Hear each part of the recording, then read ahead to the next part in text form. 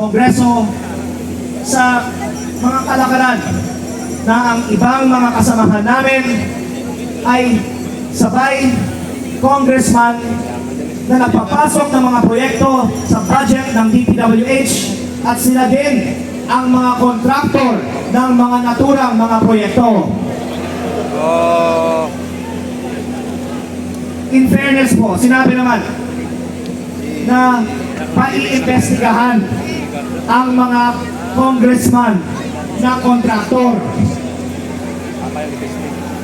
Pero ang sinabi nilang iba, hindi lang naman 8 ang mga congressman na kontraktor. Sinabi ng iba, mahigit 20% ng Kongreso ay mga DPWH contractors. Grabe! Ito yan!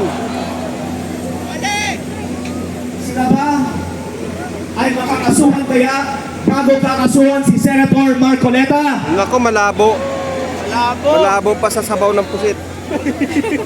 At kung meron man, iilan? Sabihin na po natin, iilan na makakasuhan? Bakit may mga congressman na napakalinaw ang ebidensya na sila ay mga kontraktor ng DPWH na hindi man lang pinaiimbestigahan? Panghuli na nagdalag ko po ito. Lumabas na rin sa balita noon na ako ay may mga nakalak na mga dokumento mula sa DPWH.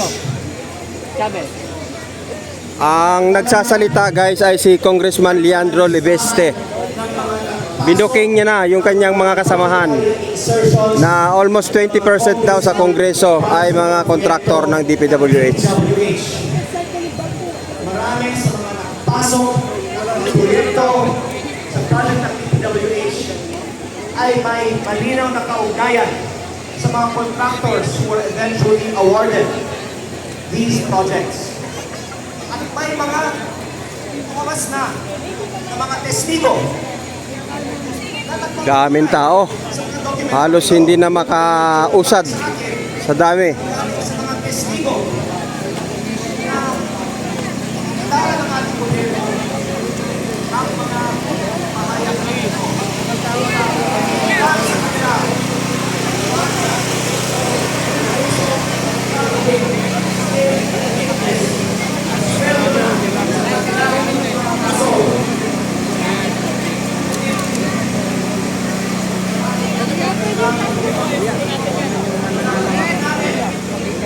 Guys, libre yung ano dito. Dito naman namimigay ng tubig, drinks, tapos libre. Kung malulubat ka, merong libreng mag-charge dito, may generator na nagkakarga at meron pang pamakdo. Yan, at siyempre dito kahon-kahon na soft drinks ang nandito. Tubig na malamig. Tuloy-tuloy ang bigay nila guys. Libre po ito ha. Inuulit ko, libre. Pumunta lang po kayo dito, pumila lang kayo. Malamig, ayan o, nagyayelo pa po. O, yan, dinadagdagan ng ano, malamig na malamig. Kaya yung mga pupunta rito guys, huwag kayo mag-alala, hindi kayo magugutom. Kasi bakit ka mo? Ayan o, mayroon pang McDonald's. Tapos kung maglo-lobat ang inyong cellphone, meron libre charger, libre charging, libre soft drinks, libre ang tubig. Kaya guys, dito talaga, ito yung the best talaga na rally na aking nakita, ano? Aking napuntahan.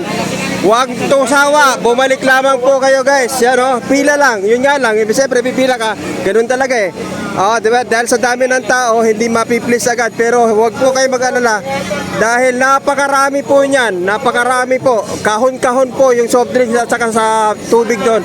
At kahon-kahon din nakita nating McDonald's na nandun na nakalagay. Hindi natin kung yun ay burger o kung ano, basta meal. Basta yun, pagkain. Oo. Hindi ko na sasabihin kung anong flavor pa yun. Ano? Basta alam ko pagkain. At ito nga, hindi tayo magkanda-usad sa dami ng tao. Ngayon, sino ba nagsasabi kakaunti lang dito? Nako po, ito nga oh, ang hirap-hirap na nga ano, tao na nga lang, traffic na traffic pa guys oh. Pero nag-i-enjoy ako ha, kita mo naman oh. Dahil kahit magkapalitan na kami ng mukha dito, at least nakikita natin yung ating mga kababayan na talaga nag-effort sila dito guys na pumila. Ayan oh. Yan, nakaluwag-luwag tayo ng konti. Oh, pero ano okay. Pila lang po kayo doon, napakarami ang lamig oh. Ako nga nakahingi ako ng malamig na na drinks oh. At meron doon, nako, na sobrang lamig. Talagang mag-i-enjoy ka sa soft drinks. Ayan. At siyempre dito ay siksikan na, guys. Ito na yung harapan mismo ng stage.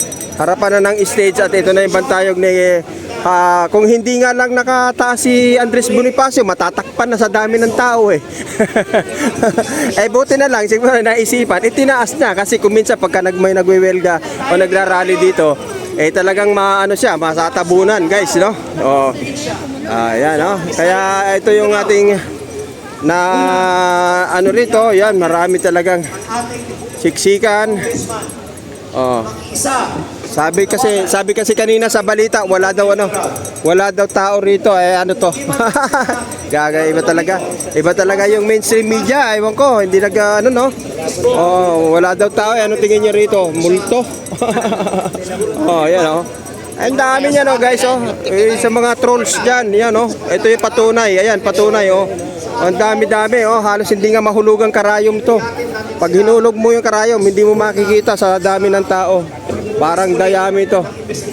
Ayan. Shout out. Paano naman shout out?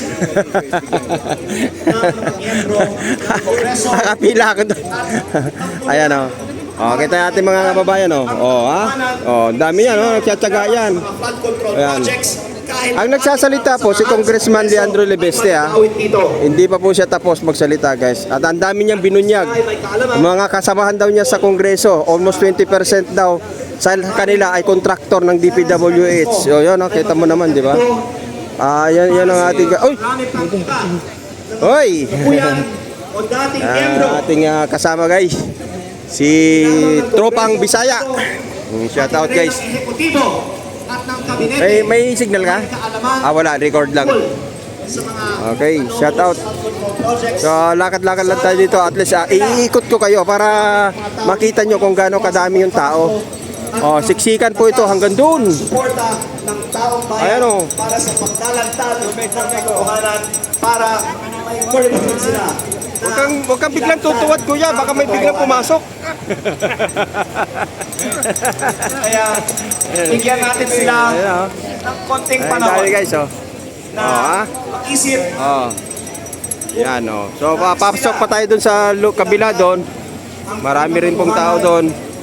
Padaanin po, naghahanap buhay lang. Di ba nanay? Naghahanap buhay lang. Okay. Yan. Kaysa sa mga investigations. Ang dami nakatawid tayo guys. Dito naman tayo mag-cover. Ito naman yung lagay dito. Ayan napakarami grabe isang katerbang tao. Grabe. Kailangan na medyo mataas ang resistensya mo rito. Mga kasama natin dito dahil sa liwasan ng Bonifacio na hindi managot ang mga may kasalanan sa mga flood control projects, and we will have to take other measures to demand accountability for the wrongdoing that has been done. Pero sa ngayon, i-intend ko po kung may gagawin silang ibang action pa, at sana na ang mga kasama natin dito sa mga Bonifacio bago